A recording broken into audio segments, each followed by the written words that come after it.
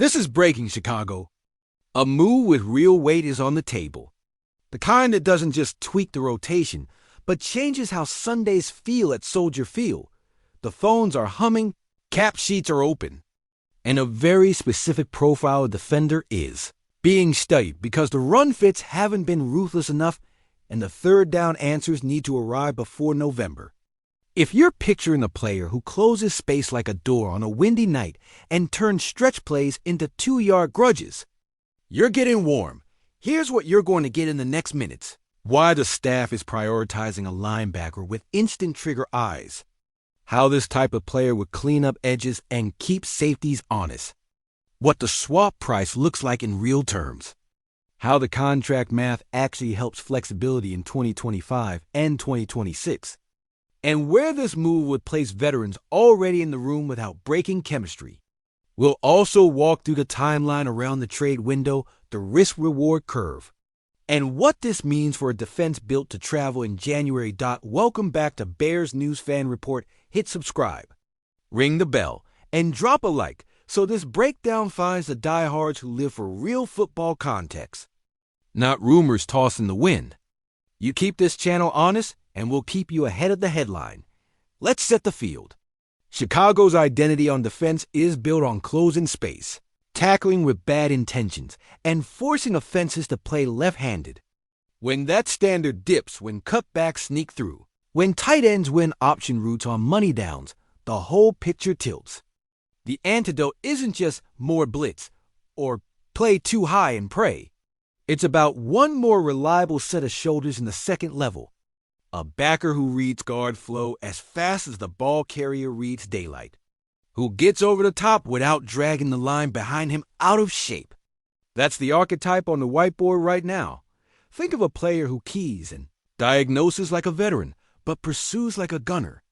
One who understands leverage so well that the ball is shepherded into help almost by habit. Outside zone becomes a funnel, split zone loses its seam, and when offenses try to punish with play action, that hook curl space is suddenly guarded by someone who understands route stems and quarterback eyes. You won't be asked to be a headline machine. You'll be asked to be a problem solver on 2nd and 6, and that's where game's been. From the front office side, this isn't a splash to win social media. It's targeted. Chicago has already made premium investments at linebacker in recent seasons, so any new addition must be both role-specific and cost-sane. The number has to fit without squeezing out depth at edge and corner, because the winter weeks demand fresh legs. The move also can't break the pick budget. It needs to be a mid-round swing with a strong likelihood of year-one impact and multiple years of team control. That's the thread the Bears are pulling. Now look across the line of scrimmage, down in the NFC South. There's a roster that came into the year with expectations, found itself in a skid early, and is juggling the math that every team eventually faces. Keep the young core and trim veteran salary, or move a valuable piece for draft liquidity if the season tilts the wrong way. If losses stack, phone calls get more serious. If a front office sees an opportunity to reset cap and reinvest, a mid-season move stops being theory and becomes a line item. So envision the trade framework. Not a first or second, not reckless. Something in that mid-round tier that smart teams use to plug precise leaks. The target's contract isn't a rental. It's a multi-year pact with manageable cap hits ahead, giving the Bears a controllable, ascending defender through the window where the offense is scheduled to mature around its young quarterback. You're adding a stabilizer, not a headline. And that stabilizer's tape screens fit, clean angles, strong wrap, reliable in space, enough range to help on backs, and the kind of motor coaches trust on late downs. How would he change the Chicago room? Picture him as the fast-flow eraser aligned on the strong side in base, folding inside when offenses try to climb to the second level, then staying on the field in certain nickel looks where you want coverage competence without sacrificing the run fit. He doesn't have to wear the green dot to matter. He just has to make the other two backers' jobs simpler, squeeze throwing lanes for the quarterback's first read, and make the edges feel narrower. That's how a defense plays faster, without calling a single exotic pressure Go to the film. When offenses run duo, he meets it thick and square without taking false steps. When they run counter, he scrapes with balance and doesn't overrun the kickout. Against outside zone, he is patient to the hip, then sudden to the tackle. In coverage, you see the discipline. Reroutes at 5 yards. Eyes on the crosser. Rally to the back in the flat before it becomes a cheap 6. He's not selling jerseys off a highlight tape. He's stealing first downs off your call sheet. All right, let's put the name on it now, because that's what you came for, and we're past the warm-ups. The linebacker who fits this profile. The one sitting at the center of a growing drumbeat of trade chatter if his current team keeps sliding is Pete Werner. The buzz you're hearing isn't an official announcement. It's a cluster of informed whispers and mock deal constructions that connect Chicago's need with New Orleans' potential willingness to reallocate. The structure being floated is a mid-round pick-think fifth territory for a player under contract beyond this season, with cap numbers that don't choke future moves. It's a football fit argument backed by timeline logic, not a confirmed transaction. Now, let's talk why the fit works between Werner and Chicago's structure. Werner plays with urgent eyes. He keys guard to back cleanly, which is exactly what you want when the Bears build the front to spill runs into pursuit. He's efficient through traffic, his shoulders stay square, and he doesn't get washed by late climbing linemen. That matters because it sets your safeties free.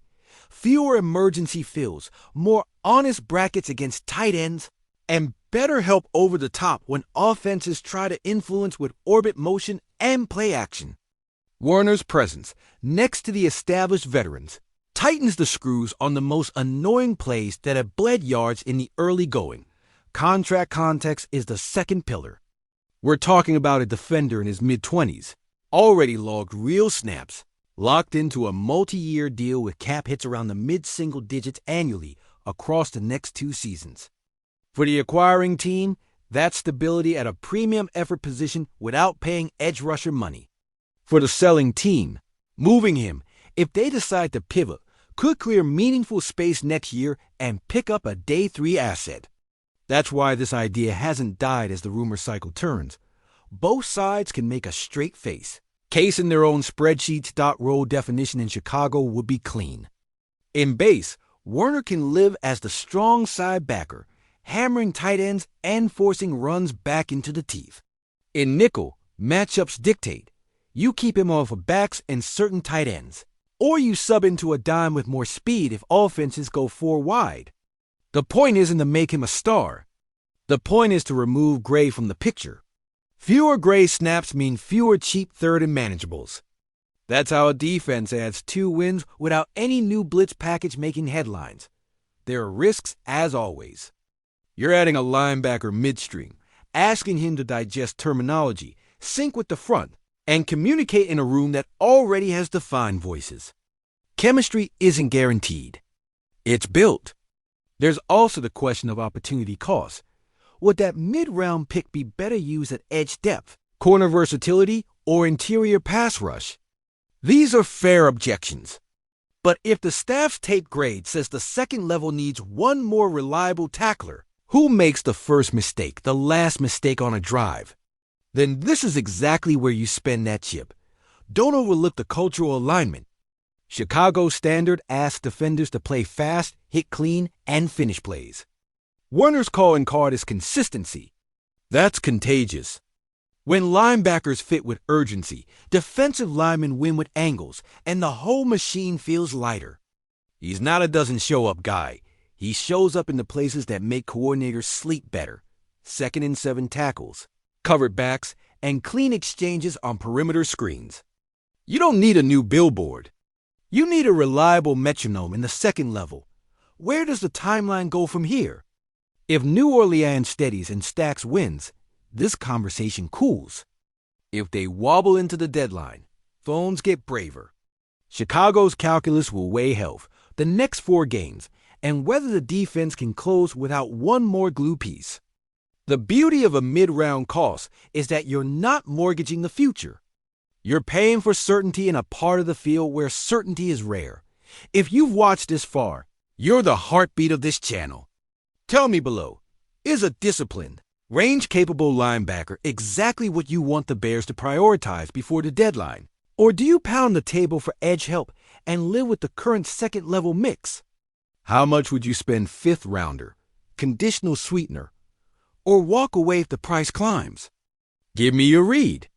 Because the community's temperature matters when we talk about moves that reshape identity. My view. If the price stays in that mid-round lane and the staff's grade is as strong as the tape suggests, I'd pull the trigger on Pete Werner for Chicago. It's not a fireworks move. It's a January move. And yes, this is speculation, not confirmation. Until the ink dries, it's a well-sourced idea with football sense, not a done deal.